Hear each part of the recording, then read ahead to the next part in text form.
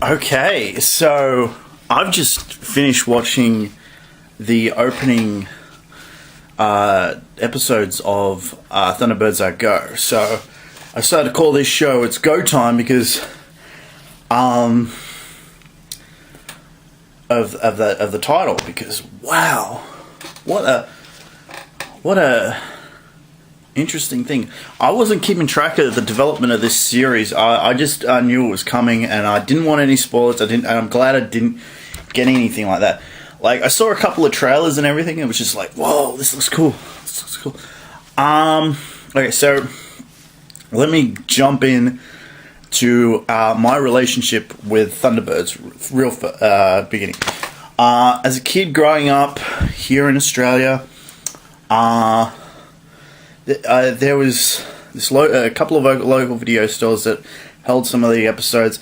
I didn't really remember a whole lot of them growing up from that time, but there was occasionally I'll watch an episode and I'm like, I remember this one. I remember watching this one as a little kid. So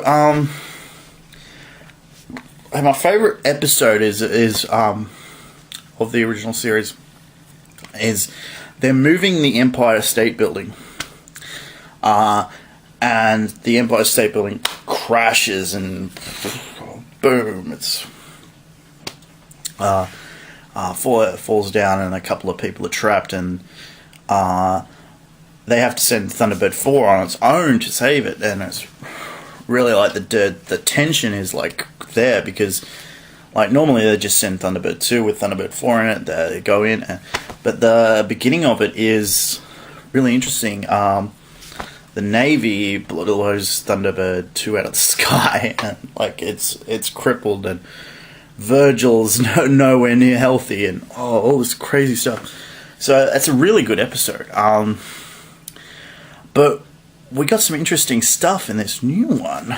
So let me talk about this. Okay, so they throw everything at you in the opening of this. They show you Thunderbird 5 is like it doesn't have artificial gravity. He's just floating around in the air and that, and he's got this whole like holographic display and everything of the world, and that's how he's keeping track of everything. So that's Thunderbird, not Virgil, that's Scott.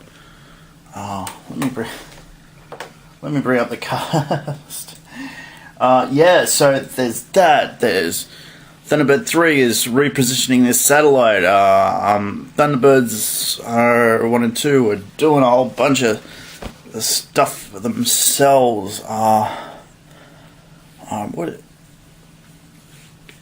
yeah, sorry, I just watched it, and like they threw so much stuff at you. Like they were doing a rescue, I think. Oh yeah, that's right. There starts off with this air balloon in trouble, and they happen to have a radio or a phone or whatever. They're calling for help, and Thunderbird 2 just flies out of the sky and saves them. Yeah, hang on, let me. Sorry, I just don't remember some of the characters, but yeah.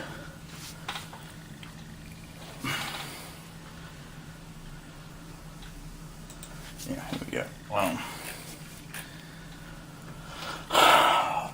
John Tracy, yeah, John Tracy, right? Yeah, he's in the thing, and oh man, what a yeah. So they open it up with a whole bunch of stuff happening.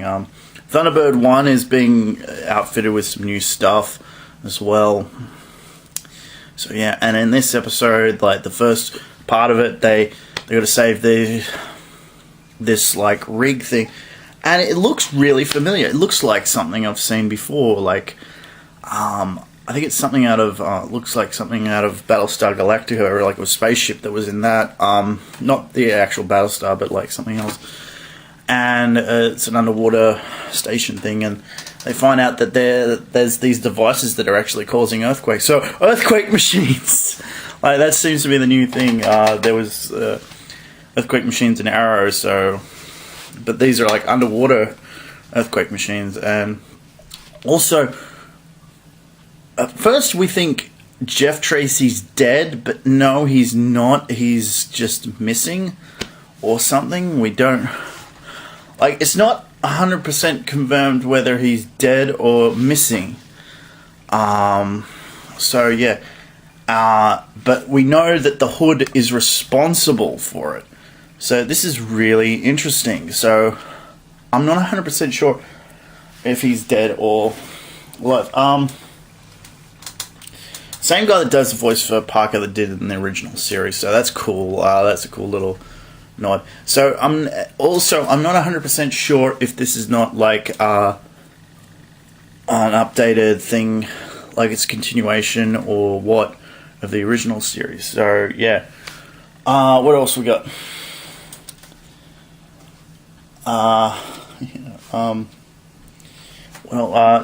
that's the first part. So, and there's a couple of scenes with some real tension. Like the music in this is great. I swear to God, it's like it makes everything feel like really big. Like everything in it feels big. There's a lot of nods to the original series as well. Like there's a picture on the wall that looks exactly like the same one that Virgil gets into and turns around and goes to his thing and everything. Yeah.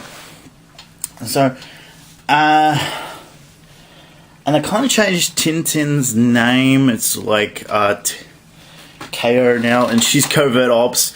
So she's this badass spy chick. So yeah, that's cool. And originally she's called KO is because like she has this knockout punch supposedly. But we don't get to see it, so there's a lot of like this is a really good pilot. Like, oh man, like, okay, here's what I think. So the original series series. I'm connecting this to Batman is like our like Star Trek or Batman 66 show where it's kind of funny. It's like all these puppets and everything, and the movie from the early 2000s is like our Batman and Robin for this show. And this is like the rebooted, Nolanized version of it. So it's really big. So again, guys, this is like the first reaction. So I'm trying to do this like review thing as well. But okay, so let's go back to the show itself. So after that, this whole thing, it does feel like this is part one, this is part two, but you watch it all together, and yeah, then they do this tribute to this old episode, like it's exactly the same, similar sort of, pretty much the exact same thing, but done in a similar way. This dish, I forget which episode it is, but it's like this solar collector thing. It's like powers the city and everything, but it'll burn it if it's like holding a magnifying glass over its city. So it's really cool. Really cool tribute to it. It's just updated and like there's a lot more bang and boom. Except that, and there's they even do a similar thing in it because like this one was done with like brains. You think for an instant Brains is dead, but in this one it's kind of like Scott's got to come out at the last second and everything. So yeah, all cool. Lady Penelope's still pretty cool in this. They still got the like. There's definite nods to the original in a lot of ways. Yeah. So yeah. At first, Alan's voice was the only one that was really getting on my nerves. But it kind of grew on me. So, he's alright. And everything. Sorry, I gotta really position this camera.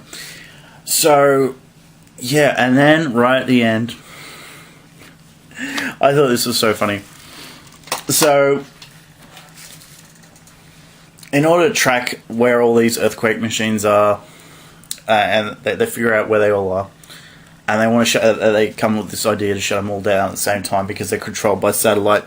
So they send Alan up there. There's a little bit of a nod to maybe a future romance between him and KO. just like the original series sort of thing. So they do that. They shut it down, everything, and like by doing this also they find out where the Hood's at. Now I was expecting, okay, they're gonna get there and he's not gonna be there. No, he's there, and I'm like, well, are they gonna do that whole thing that that KO is the uncle? Yeah, they do. They go there and they make it a really big deal. They're like, whoa. So there's that too. Oh, I'm like, wow. Okay, they're really going there with this whole thing. So yeah, that's like that's so. And the Hood is really badass in this. He's not completely incompetent. Like, he fails, but he's like, and he has his best line. So you want to rule the world? And he's like, no, I don't. I want to own the world. Let someone else run it. Which I think is the most awesome line ever spoken. It's like, no, I want to own the world. I don't want to run it. So it's like, okay. Oh, okay. That's so yeah, I definitely recommend this. Oh god, guys. Yeah, just for that line alone. As the oh yeah, and I was like, yes, that is awesome. So yeah, oh, I can't wait for the next episode, guys. I really can't. But this, like the music and everything in this is great. Everything feels bigger with it, and like stuff is happening. Like in this one, they just threw a whole bunch of stuff. Like see, stuff is happening. Stuff is happening. Stuff is happening. It's like whoa.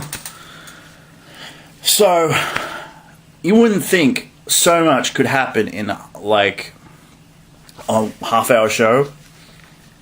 Yeah, that can, because like they're like the first half hour is like, and then you're just like, whoa, like holy stuff happened. And then the next one, even more, and like, you're like, whoa, even more stuff happened.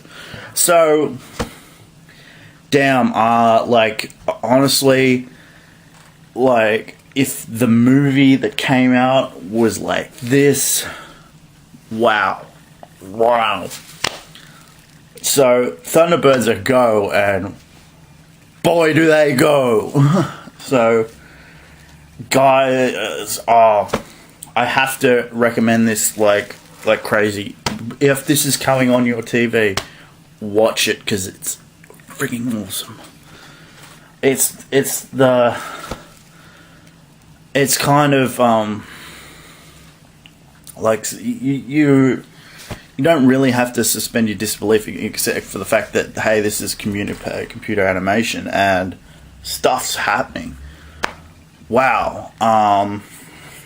I really can't wait to. So I think the next episode is coming out tomorrow. So this is next one's called Space Race.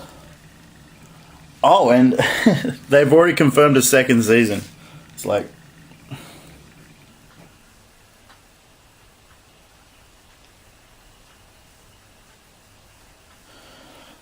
Yeah, so apparently, according to Wikipedia, some older fans aren't happy with it. So, okay.